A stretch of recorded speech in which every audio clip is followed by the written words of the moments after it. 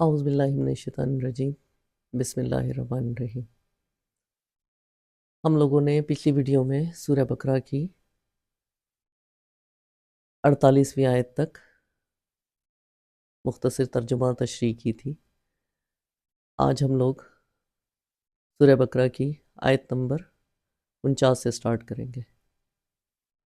چلے ویڈیو شروع کرتے ہیں۔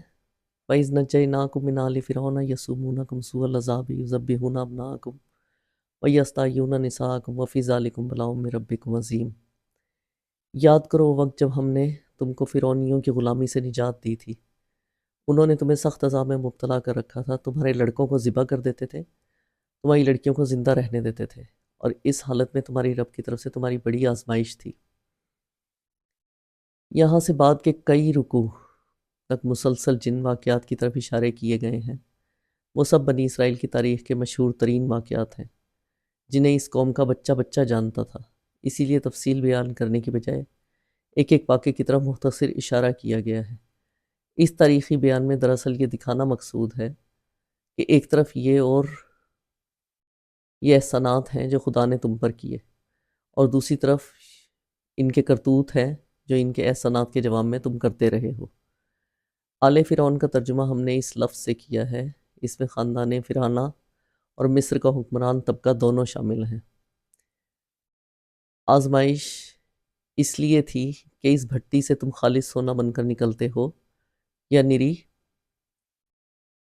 کھوٹ بن کر رہ جاتے ہو، اور آزمائش اس امر کی کہ اس اتنی بڑی مصیبت سے اس موجزانہ طریقے سے نجات پانے کے بعد بھی تم اللہ کے شکر گزار بندے بنتے ہو یا نہیں۔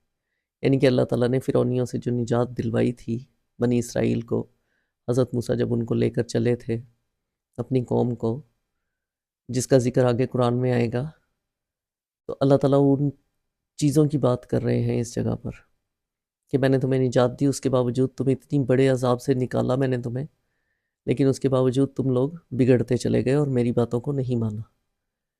وَإِذْ فَرَقْنَا بِكُمُ الْبَحْرَ فَأَنجَيْنَاكُمْ وَأَغْرَقْنَا آلَ فِرْعَوْنَ وَأَنْتُمْ تَنظُرُونَ۔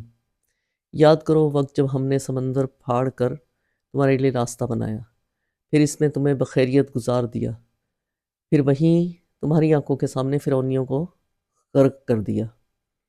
وَإِذْ وَعَدْنَا مُوسَىٰ 40 لَيْلَةً ثُمَّ اتَّخَذْتُمُ الْعِجْلَ مِن بَعْدِهِ وَأَنْتُمْ ظَالِمُونَ۔ یاد کرو جب ہم نے موسیٰ کو 40 روز کی قرارداد پر بلایا تھا، تو اس کے پیچھے تم بچڑے کو اپنا معبود بنا کر بیٹھ گئے تھے۔ اس وقت تم نے بڑی زیادتی کی تھی۔ مصر سے نجات پانے کے بعد جب بنی اسرائیل جزیرہ نما سینا میں پہنچے، یعنی کہ سینا ایک جزیرہ تھا، وہاں پہ پہنچے، تو حضرت موسیٰ کو اللہ تعالیٰ نے 40 دن کے لیے کوہ طور پر طلب کیا تھا، تاکہ وہاں اس قوم کے لیے جو اب آزاد ہو گئی تھی قوانین شریعت اور عملی زندگی کی ہدایت دی جائے۔ گائے اور بیل کی پرستش کا مرض بنی اسرائیل کی ہمسایہ اقوام میں ہر طرف پھیلا ہوا تھا، یعنی کہ ان کے ارد گرد جتنی بھی قومیں تھیں ان میں ہر طرف گائے اور بیل کی پرستش کی جاتی تھی۔ مصر اور کنعان میں اس کا عام رواج تھا۔ حضرت یوسف کے بعد بنی اسرائیل جب انحطاط میں مبتلا ہوئے اور رفتہ رفتہ قبطیوں کے غلام بن گئے، تو انہوں نے جتنے بھی ان کے اندر مرض تھے اخلاقی، ان میں ایک مرض یہ بھی اپنے حکمرانوں سے لیا جو بچھڑے کی پرستش تھی۔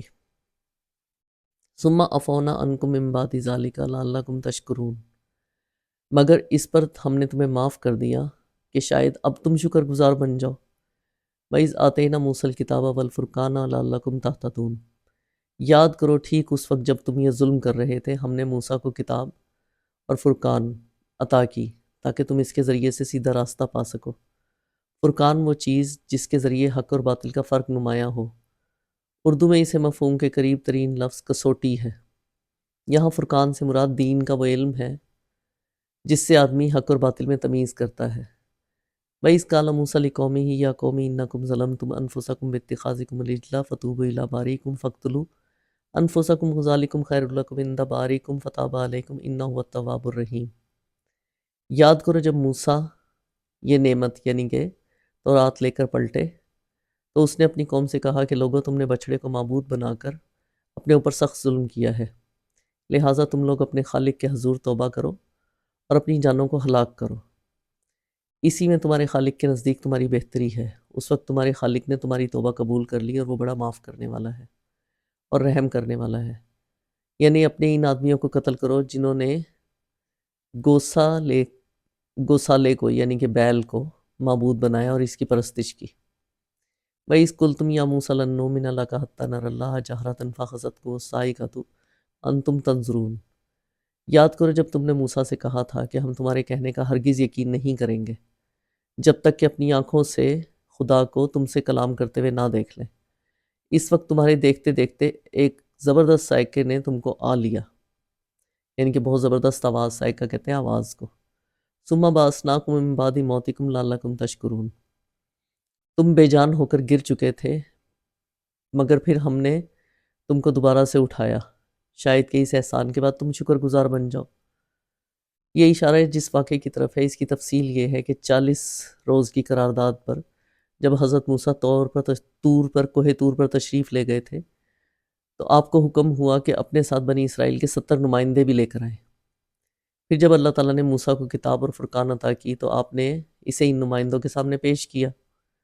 اس موقع پر قرآن کہتا ہے کہ ان میں سے بعض شریر کہنے لگے کہ ہم محض تمہارے بیان پر کیسے یقین کر لیں کہ خدا تم سے ہم کلام ہوا ہے۔ اس پر اللہ تعالیٰ کا غضب نازل ہوا اور انہیں سزا دی گئی۔ لیکن بائبل کہتی ہے کہ انہوں نے اسرائیل کے خدا کو دیکھا۔ اس کے پاؤں کے نیچے نیلم کے پتھر کا چبوترا تھا جو آسمان کی مانند شفاف تھا، اور اس نے بنی اسرائیل کے شرفاء پر اپنا ہاتھ نہ بڑھایا، سو انہوں نے خدا کو دیکھا اور کھایا اور پیا۔ لطف یہ ہے کہ اسی کتاب میں آگے چل کر لکھا ہے کہ جب حضرت موسیٰ نے خدا سے عرض کی کہ مجھے اپنا جلال دکھا دو تو اس نے فرمایا کہ تو مجھے نہیں دیکھ سکتا۔ وَظَلَّلْنَا عَلَيْكُمُ الْغَمَامَ وَأَنزَلْنَا عَلَيْكُمُ الْمَنَّ وَالسَّلْوَىٰ كُلُوا مِن طَيِّبَاتِ مَا رَزَقْنَاكُم وَمَا ظَلَمُونَا وَلَٰكِن كَانُوا أَنفُسَهُمْ يَظْلِمُونَ۔ ہم نے تم پر اکابر کا سایہ کیا، من و سلوہ کی غذا تمہارے لیے فراہم کی، اور تم سے کہا کہ جو پاک چیزیں ہم نے تمہیں بخشی ہیں انہیں کھاؤ، مگر تمہارے اسلاف نے جو کچھ کیا وہ ہم پر ظلم نہ تھا بلکہ انہوں نے اپنے اوپر ہی ظلم کیا تھا۔ یعنی کہ جزیرہ سینا میں جہاں دھوپ سے بچنے کے لیے کوئی جائے پناہ تمہیں میسر نہیں تھی، ہم نے ابر سے تمہارے بچاؤ کا انتظام کیا، یعنی کہ بادل سے۔ اس موقع پر خیال رہے کہ بنی اسرائیل لاکھوں کی تعداد میں مصر سے نکل کر آئے تھے، اور سینا کے علاقے میں مکانات کا ذکر تو کیا، سر چھپانے کے لیے ان کے پاس خیمے تک نہیں تھے۔ اس زمانے میں اگر خدا کی طرف سے ایک مدت تک آسمان کو ابر آلود نہ رکھا جاتا تو یہ قوم دھوپ سے ہلاک ہو جاتی۔ من و سلوہ وہ قدرتی غذائیں تھیں جو ان لوگوں کے زمانے میں ان لوگوں کو 40 برس تک مسلسل ملتی رہیں۔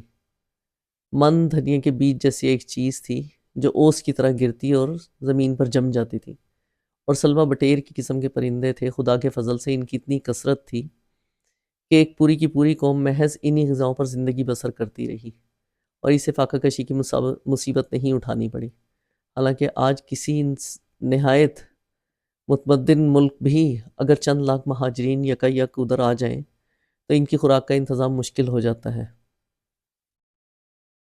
وَإِذْ قُلْنَا ادْخُلُوا هَٰذِهِ الْقَرْيَةَ فَكُلُوا مِنْهَا حَيْثُ شِئْتُمْ رَغَدًا وَادْخُلُوا الْبَابَ سُجَّدًا وَقُولُوا حِطَّةٌ نَغْفِرْ لَكُمْ خَطَايَاكُمْ وَسَنَزِيدُ الْمُحْسِنِينَ۔ پھر یاد کرو جب ہم نے کہا تھا کہ یہ بستی جو تمہارے سامنے ہے اس میں داخل ہو جاؤ، اس کی پیداوار جس طرح چاہو مزے سے کھاؤ، مگر بستی کے دروازے میں سجدہ ریز ہوتے ہوئے داخل ہونا اور کہتے جانا حطۃ حطۃ، ہم تمہاری خطاؤں سے درگزر کریں گے اور نیکوکاروں کو مزید فضل و کرم سے نوازیں گے۔ یہ ابھی تک تحقیق نہیں ہو سکا کہ اس بستی سے مراد کون سی بستی ہے، یعنی کہ اب تک یہ پتہ نہیں چل سکا۔ جس سلسلہ واقعات میں یہ ذکر ہو رہا ہے وہ اس زمانے سے تعلق رکھتا ہے جب بنی اسرائیل جزیرہ نما سینا میں ہی تھے، لہٰذا یہی مانا جاتا ہے کہ یہ اسی جزیرہ نما کا کوئی شہر ہوگا، مگر یہ بھی ممکن ہے کہ اس سے مراد شتیم ہو جو دریائے اردن کے مشرقی کنارے پر آباد تھا۔ بائبل کا بیان ہے کہ اس شہر کو بنی اسرائیل نے حضرت موسیٰ کی زندگی کے آخری زمانے میں فتح کیا تھا اور وہاں بڑی بدکاریاں کی، جس کے نتیجے میں خدا نے ان پر وبا بھیجی اور 1000 آدمی ہلاک کر دیے۔ یعنی کہ حکم یہ تھا کہ جابر و ظالم فاتحوں کی طرح کرتے ہوئے نہ جانا، بلکہ خدا ترسوں کی طرح انکساری کے ساتھ داخل ہونا، جیسے حضرت محمد صلی اللہ علیہ وسلم فتح مکہ کے طور پر مکہ میں داخل ہوئے، اور حطت ان کے دو مطلب ہو سکتے ہیں، ایک یہ کہ خدا سے اپنی خطاؤں کی معافی مانگتے ہوئے جانا، دوسرے یہ کہ لوٹ مار اور قتل عام کی بجائے بستی کے باشندوں میں درگزر اور عام معافی کا اعلان کرتے ہوئے جانا۔ آج ہم نے سورہ بقرہ کی 58 آیت تک پڑھا، مختصر ترجمہ اور تشریح کی۔ اگلی ویڈیو میں ہم لوگ ملیں گے انشاءاللہ تعالی۔ اپنا خیال رکھیے گا۔ اللہ حافظ۔